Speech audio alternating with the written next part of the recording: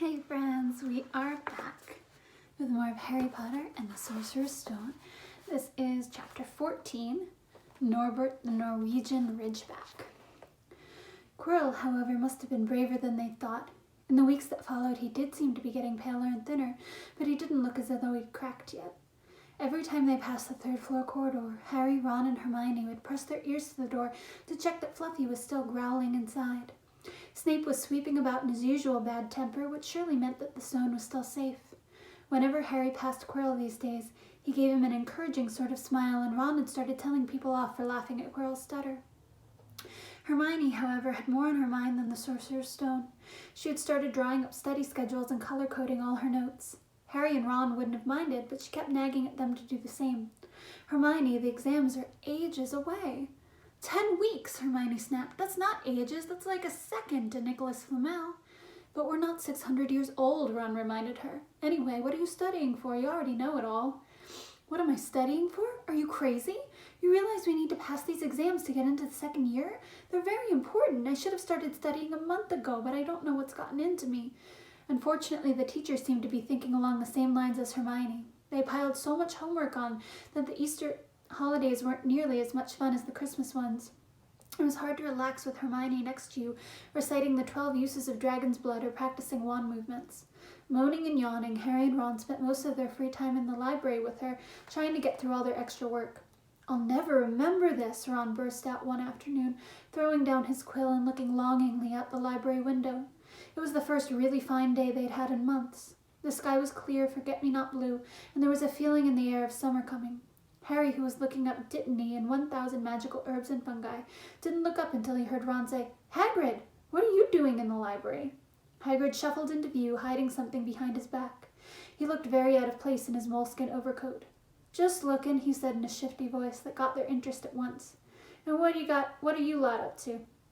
He looked suddenly suspicious. "You're not looking for Nicholas Flamel, are you?" "Oh, we found out who he is ages ago," said Ron impressively. "And we know what that dog's guarding. It's the Sorcerer's Shh!" Hagrid looked around quickly to see if anyone was listening. "Don't go shouting about it. What's the matter with you?" "There's a few things we wanted to ask you, as a matter of fact," said Harry, "about what's guarding the stone apart from Fluffy." "Shh!" said Hagrid again. "Listen! Come and see me later. I'm not promising I'll tell you anything, but don't go rattling about it here. Students aren't supposed to know. They'll think I told you." "See you later then," said Harry. Hagrid shuffled off. "What's he hiding behind his back?" said Hermione thoughtfully. "Do you think it had anything to do with the stone?" "I'm going to see what section he was in," said Ron, who had had enough of working. He came back a minute later with a pile of books in his arms and slammed them down on the table. "Dragons," he whispered. Hagrid was looking stuff up about dragons. "Look at these. Dragon species of Great Britain and Ireland. From Egg to Inferno, a Dragon Keeper's Guide." "Hagrid's always wanted a dragon. He told me so the first time I ever met him," said Harry. "But it's against our laws," said Ron. "Dragon breeding was outlawed by the Warlocks Convention of 1709. Everyone knows that. It's hard to stop muggles from noticing us if we're keeping dragons in the back gardens. Anyway, you can't tame dragons. It's dangerous. You should see the burns Charlie's got off the wild ones in Romania." "But there aren't wild dragons in Britain," said Harry. "Of course there are," said Ron. "Common Welsh green and Herbedian blacks. The Ministry of Magic has a job hushing them up, I can tell you. Our kind have to keep putting spells on muggles who've spotted them to make them forget." "So what on earth's Hagrid up to?" said Hermione. When they knocked on the door of the gamekeeper's hut an hour later, they were surprised to see that all the curtains were closed. Hagrid called, "Who is it?" before he let them in, and then shut the door quickly behind them. It was stifling hot inside. Even though it was such a warm day, there was a blazing fire in the grate. Hagrid made them tea and offered them stoat sandwiches, which they refused. "So, you want to ask me something?" "Yes," said Harry. There was no point in beating around the bush. "We were wondering if you could tell us what's guarding the Sorcerer's Stone apart from Fluffy." Hagrid frowned at him. "Of course I can't," he said. "Number 1, I don't know myself. Number 2, you know too much already, so I wouldn't tell you if I could. That stone's here for good reason. It was almost stolen out of Gringotts. I suppose you've worked that out and all. Beats me how you even know about Fluffy." "Oh, come on, Hagrid. You might not want to tell us, but you do know. You know everything that goes on around here," said Hermione in a warm, flattering voice. Hagrid's beard twitched, and they could tell he was smiling. "We only wondered who had done the guarding, really," Hermione went on. "We wondered who Dumbledore had trusted enough to help him, apart from you." Hagrid's chest swelled at these last words. Harry and Ron beamed at Hermione. "Well, I don't suppose it could hurt to tell you that. Let's see. He borrowed Fluffy from me, and then some of the teachers did some enchantments. Professor Sprout, Professor Flitwick, Professor McGonagall, he ticked them off on his fingers. Professor Quirrell, and Dumbledore himself did something, of course. Hang on, I've forgotten someone. Oh yeah, Professor Snape. Snape? Yeah, you're still not on about that, are you? Look, Snape helped protect the stone. He's not about to steal it. Harry knew Ron and Hermione were thinking the same as he was. If Snape had been on protecting the stone, it must have been easy to find out how the other teachers had guarded it. He probably knew everything, except, it seemed, Quirrell's spell on how to get past Fluffy. You're the only one who knows how to get past Fluffy, aren't you, Hagrid? Said Harry anxiously. And you wouldn't tell anyone, would you? Not even one of the teachers? Not a soul knows except me and Dumbledore, said Hagrid proudly. Well, that's something, Harry muttered to the others. Hagrid, can we have a window open? I'm boiling. Can't, Harry. Sorry, said Hagrid. Harry noticed him glance at the fire. Harry looked at it too. Hagrid, what's that? But he already knew what it was. In the very heart of the fire, underneath the kettle, was a huge black egg. Ah, said Hagrid, fiddling nervously with his beard. That's, Where did you get it, Hagrid? Said Ron, crouching over the fire to get a closer look at the egg. It must have cost you a fortune. Won it, said Hagrid. Last night I was down in the village having a few drinks and got into a game of cards with a stranger. I think he was quite glad to get rid of it, to be honest. What are you going to do with it when it's hatched? Said Hermione. Well, I've been doing some reading, said Hagrid, pulling a large book from under his pillow. Got this out of the library. Dragon breeding for pleasure and profit. It's a bit out of date, of course, but it's all in here. Keep the egg in the fire, 'cause their mothers breathe on 'em. See, when it hatches, feed 'em a bucket of brandy mixed with chicken blood every half hour. And see here, how to recognize different eggs. What I got here's a Norwegian Ridgeback. They're rare, them. He looked very pleased with himself, but Hermione didn't. Hagrid, you live in a wooden house, she said. But Hagrid wasn't listening. He was humming merrily as he stoked the fire. So now they had something else to worry about. What might happen to Hagrid if anybody found out he was hiding an illegal dragon in his hut? Wonder what it's like to have a peaceful life, Ron sighed one evening, as evening after evening they struggled through all the extra homework they were getting. Hermione had now started making study schedules for Harry and Ron, too. It was driving them nuts. Then one breakfast time, Hedwig brought Harry a note from Hagrid. He had written only 2 words, "It's hatching." Ron wanted to skip herbology and go straight down to the hut. Hermione wouldn't hear of it. Hermione, how many times in our lives are we going to see a dragon hatching? We've got lessons, we'll get into trouble, and that's nothing to what Hagrid's going to be in when someone finds out what he's doing. Shut up, Harry whispered. Malfoy was only a few feet away and had stopped dead to listen. How much had he heard? Harry didn't like the look on Malfoy's face at all. Ron and Hermione argued all the way to herbology, and in the end, Hermione agreed to run down to Hagrid's with the other 2 during morning break. When the bell sounded from the castle at the end of their lesson, the 3 of them dropped their trowels at once and hurried through the grounds to the edge of the forest. Hagrid agreed to meet them, looking flushed and excited. It's nearly out, he ushered them inside. The egg was laying on the table. There were deep cracks in it. Something was moving inside. A funny clicking noise was coming from it. They all drew their chairs up to the table and watched with bated breath. All at once there was a scraping noise and the egg split open. The baby dragon flopped onto the table. It wasn't exactly pretty. Harry thought it looked like a crumpled black umbrella. Its spiny wings were huge compared to its skinny jet body. It had a long snout with wide nostrils, the stubs of horns, and bulging orange eyes.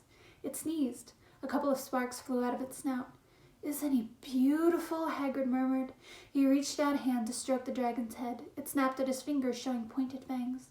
Bless him, look, he knows his mummy, said Hagrid. Hagrid, said Hermione. How fast do Norwegian Ridgebacks grow exactly? Hagrid was about to answer when the color suddenly drained from his face. He leapt to his feet and ran to the window. What's the matter? Someone was looking through the gap in the curtains. It's a kid. He's running back up to the school. Harry bolted to the door and looked out. Even at a distance, there was no mistaking him. Malfoy had seen the dragon. Something about the smile lurking on Malfoy's face during the next week made Harry, Ron, and Hermione very nervous. They spent most of their free time in Hagrid's darkened hut, trying to reason with him. Just let him go, Harry urged. Set him free. I can't, said Hagrid. He's too little. He'd die. And they looked at the dragon. It had grown to 3 times in length in just a week. Smoke kept furling out of its nostrils. Hagrid hadn't been doing his gamekeeping duties because the dragon was keeping him so busy. There were empty brandy bottles and chicken feathers all over the floor. I've decided to call him Norbert, said Hagrid, looking at the dragon with misty eyes. He really knows me now. Watch. Norbert, Norbert, where's Mummy? He's lost his marbles, Ron muttered in Harry's ear. Hagrid, said Harry loudly, give it 2 weeks and Norbert's going to be as long as your house. Malfoy could go to Dumbledore at any moment. Hagrid bit his lip. I know I can't keep him forever, but I just can't dump him. I can't. Harry suddenly turned to Ron. Charlie, he said. You're losing it too, said Ron. I'm Ron, remember? No, Charlie, your brother, Charlie, in Romania, studying dragons. We could send Norbert to him. Charlie can take care of him and then put him back in the wild. Brilliant, said Ron. How about it, Hagrid? And in the end, Hagrid agreed that they could send an owl to Charlie to ask him. The following week dragged by. Wednesday night found Hermione and Harry sitting alone in the common room long after everyone else had gone to bed. The clock on the wall had just chimed midnight when the portrait hole burst open. Ron appeared out of nowhere as he pulled off Harry's invisibility cloak. He had been down at Hagrid's hut helping him feed Norbert, who was now eating dead rats by the crate. It bit me, he said, showing them his hand, which was wrapped in a bloody handkerchief. I'm not going to be able to hold a quill for a week. I tell you, that dragon's the most horrible animal I've ever met, but the way Hagrid goes on about it, you'd think it's a fluffy little bunny rabbit. When it bit me, he told me off for frightening it, and when I left, he was singing it a lullaby. There was a tap on the dark window. It's Hedwig, said Harry, hurrying to let her in. She'll have Charlie's answer. The three of them put their heads together to read the note. Dear Ron, how are you? Thanks for the letter. I'd be glad to take the Norwegian Ridgeback, but it won't be easy getting him here. I think the best thing will be to send him over with some friends of mine who are coming to visit me next week. Trouble is, they mustn't be seen carrying an illegal dragon. Could you get the Ridgeback up to the tallest tower at midnight on Saturday? They can meet you there and take him away while it's still dark. Send me an answer as soon as possible. Love, Charlie. They looked at one another. We've got the invisibility cloak, said Harry. It shouldn't be too difficult. I think the cloak's big enough to cover two of us and Norbert. It was a mark of how bad the last week had been that the other two agreed with him. Anything to get rid of Norbert and Malfoy. There was a hitch. By the next morning, Ron's bitten hand had swollen to twice its usual size. He didn't know whether it was safe to go to Madame Pomfrey. Would she recognize a dragon bite? By the afternoon, though, he had no choice. The cut had turned a nasty shade of green. It looked as if Norbert's fangs were poisonous. Harry and Hermione rushed up to the hospital wing at the end of the day to find Ron in a terrible state in bed. It's not just my hand, he whispered, although that's what feels like it's about to fall off. Malfoy told Madame Pomfrey he wanted to borrow one of my books so he could come and have a good laugh at me. He kept threatening to tell her what really bit me. I've told her it was a dog, but I don't think she believes me. I shouldn't have hit him in that Quidditch match. That's why he's doing this. Harry and Hermione tried to calm Ron down. It'll all be over at midnight on Saturday, said Hermione. But this didn't soothe Ron at all. On the contrary, he sat bolt upright and broke into a sweat. Midnight on Saturday, he said in a hoarse voice. Oh no, I just remembered. Charlie's letter was in that book Malfoy took. He's going to know we're getting rid of Norbert. Harry and Hermione didn't get a chance to answer. Madame Pomfrey came over at that moment and made them leave, saying Ron needs sleep. It's too late to change the plan now, Harry told Hermione. We haven't got time to send Charlie another owl, and this could be our only chance. Norbert, we'll have to risk it, and we have to get the invisibility. Malfoy doesn't know about that. They found Fang at the boarhound sitting outside with a bandaged tail when they went to tell Hagrid, who opened a window to talk to them. I won't let you in, he puffed. Norbert's at a tricky stage, nothing I can't handle. When they told him about Charlie's letter, his eyes filled with tears, although that might have been because Norbert had just bitten him on the leg. It's all right, he only got my boot. Just playing. He's only a baby after all. The baby banged its tail on the wall, making the windows rattle. Harry and Hermione walked back to the castle, feeling Saturday couldn't come quickly enough. They would have felt sorry for Hagrid when the time came for him to say goodbye to Norbert if they hadn't been so worried about what they had to do. It was a dark, cloudy night, and they were a bit late arriving at Hagrid's hut because they had to wait for Peeves to get out of their way in the entrance hall, where he'd been playing tennis against the wall. Hagrid and Norbert packed and ready in a large crate. He's got lots of rats and some brandy for the journey, said Hagrid in a muffled voice, and I've packed his teddy bear in case he gets lonely. From inside the crate came a ripping noise that sounded to Harry as though his teddy was having its head torn off. Bye-bye, Norbert, Hagrid sobbed, as Harry and Hermione covered the crate with the invisibility cloak and stepped underneath it themselves. Mummy will never forget you. How they managed to get the crate back up to the castle they never knew. Midnight ticked nearer as they heaved Norbert up the marble staircase in the entrance hall and along the dark corridors, up another staircase then another. Even one of Harry's shortcuts didn't make the work much easier. Nearly there, Harry panted as they reached the corridor beneath the tallest tower. Then a sudden movement ahead of them made them almost drop the crate. Forgetting that they were already invisible, they shrank into the shadows, staring at the dark outlines of two people grappling with each other 10 feet away. A lamp flared. Professor McGonagall, in a tartan bathrobe and hairnet, had Malfoy by the ear. "Detention!" she shouted. "And 20 points from Slytherin, wandering around in the middle of the night. How dare you!" "You don't understand, Professor. Harry Potter's coming. He's got a dragon." What utter rubbish! How dare you tell such lies? Come on, I shall see Professor Snape about you, Malfoy. The steep spiral staircase up to the top of the tower seemed the easiest thing in the world after that. Not until they'd stepped out into the cold night air did they throw off the cloak, glad to be able to breathe properly again. Hermione did a sort of jig. Malfoy's got detention. I could sing. Don't, Harry advised her. Chuckling about Malfoy, they waited, Norbert thrashing about in his crate. About 10 minutes later, 4 broomsticks came swooping down out of the darkness. Charlie's friends were a cheery lot. They showed Harry and Hermione the harness they'd rigged up so they could suspend Norbert between them. They all helped buckle Norbert safely into it, and then Harry and Hermione shook hands with the others and thanked them very much. At last Norbert was gone. They slipped back down the spiral staircase, their hearts light as their hands now that Norbert was off them. No more dragon, Malfoy in detention. What could spoil their happiness? The answer to that was waiting at the foot of the stairs. As they stepped into the corridor, Filch's face loomed suddenly out of the darkness. Well, well, well, he whispered. We are in trouble. They'd left the invisibility cloak on top of the tower. All right, friends, we'll pick back up with that tomorrow.